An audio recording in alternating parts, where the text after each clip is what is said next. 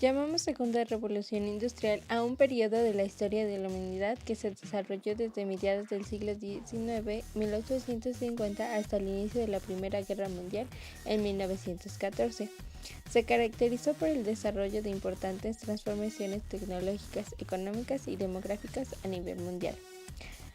A finales del siglo XIX, los avances científicos desarrollaron nuevas fuentes de energía como la electricidad y el petróleo. La electricidad sustituyó la rigidez e inflexibilidad de las máquinas de vapor, aumentando su eficiencia por la enorme capacidad con la que puede transmitirse y por la rapidez y facilidad con la que puede convertirse en otras formas de energías, como la dinámica de movimiento del calor. Por un lado, la creación del dinamo permitió generar la electricidad a gran escala, y por otro, el descubrimiento de la alta tensión solucionó el problema de transportar la electricidad a las ciudades. Thomas Alva Edison inventó la bombilla que vino a eliminar la dependencia del hombre hacia la luz del día. El año 1900, en Inglaterra, con la introducción masiva de los motores diésel en su flota de guerra, la mejor y más moderna del mundo, pues había comprobado que este tipo de embarcaciones resultaban más rápidas y eficaces que las que se movían por medio del carbón.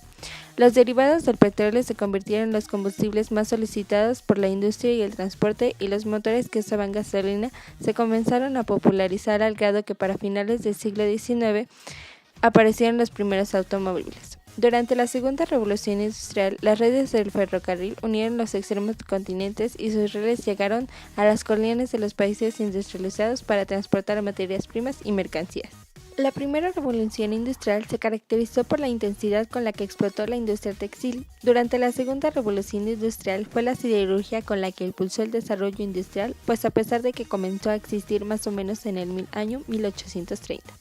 La siderurgia es la aplicación de un proceso para tratar el hierro con el objetivo de obtener diversos tipos de metal, así como nuevas selecciones.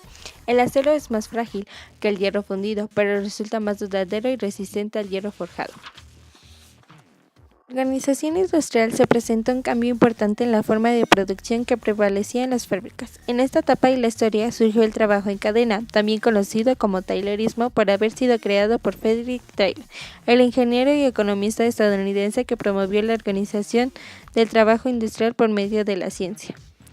Antes de Taylor, los trabajadores planeaban y ejecutaban sus labores con cierta libertad, pero la nueva organización del trabajo sustituyó los conocimientos y habilidades del trabajador para convertirlos en autómatas dentro de las cadenas de montaje.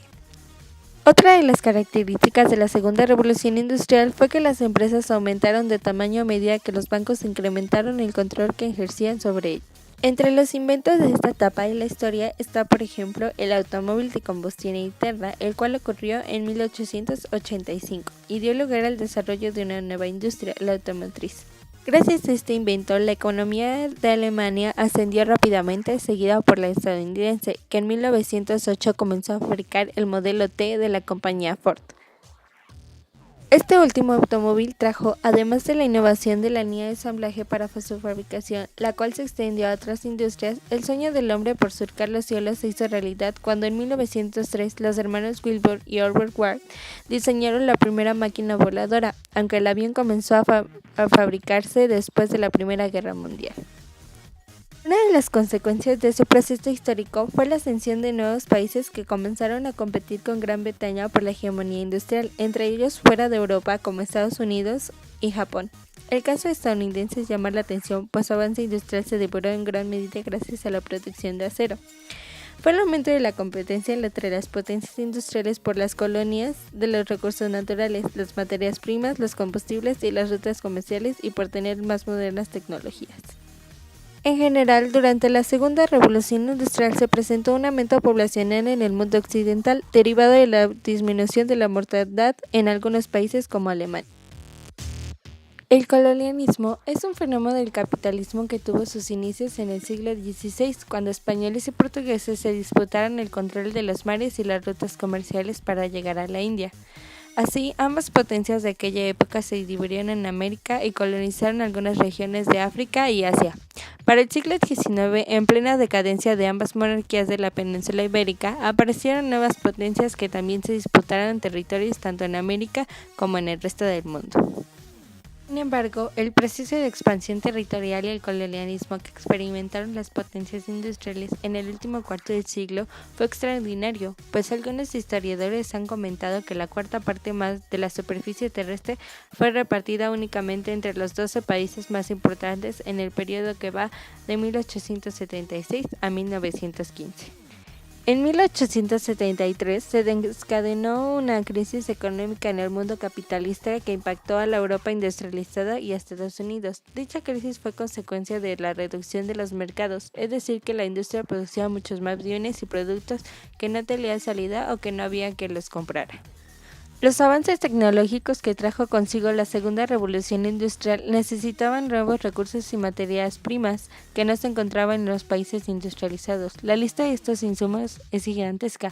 Tan solo es el petróleo, el nuevo combustible usado por los novedosos motores de combustión interna, no estaba disponible, por ejemplo, en Europa.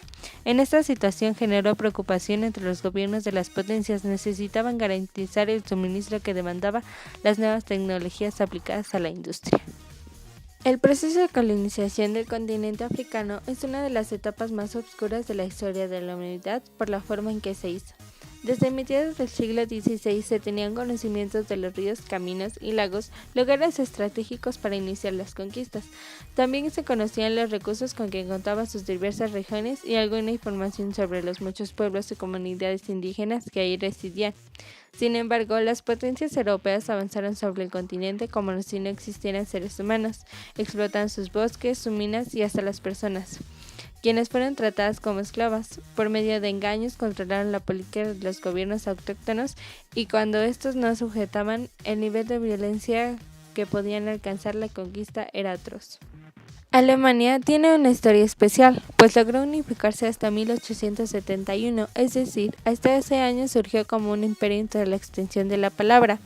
La Conferencia de Berlín 1884 a 1885, donde 14 potencias fueron invitadas a terminar la repartición de África. En la conferencia se establecieron normas para garantizar la libertad de navegación y de comercio, y se plasmó la justificación de la colonización de África, argumentando que los europeos llevarían la civilización y el progreso y la enseñanza de vivir en paz a los países africanos. La colonización de Asia. China. El sueño de Europa siempre fue China. Desde los lejanos años del Nao de China, las potencias habían querido controlar el comercio de las ricas manufacturas, recursos y mercancías de lujo con este lejano país. Sin embargo, la China no era fácil colonización, pues su organización política y económica social era muy compleja. A diferencia de los pueblos africanos, pensar en conquistar China era imposible. El primer paso fue la Guerra de Opio 1839, 1842 y 1856 a 1860, cuando Inglaterra le arrebató Hong Kong y la obligó a abrirse al comercio.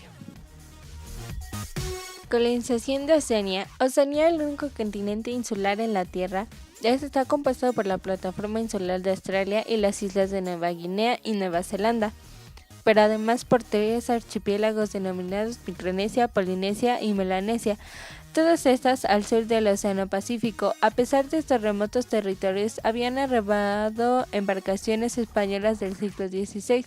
Fue hasta el siglo XVIII cuando nuevas exploraciones por parte de ingleses y franceses incentivaron la eventual colonización del continente.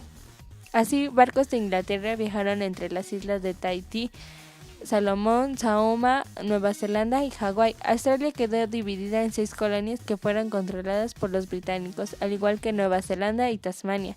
En estos lugares fundaron reclusorios. También los británicos se quedaron con gran parte de las ideas de los archipiélagos, aunque tuvieron que compartir con ellos con Francia y posteriormente con Estados Unidos y Japón.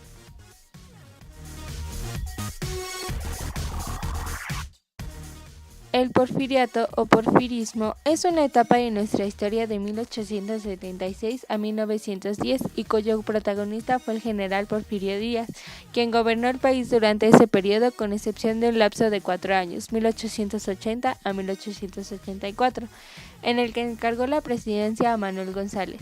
Díaz nació en Oaxaca en 1830 y desde muy joven se involucró en los procesos sociales y políticos.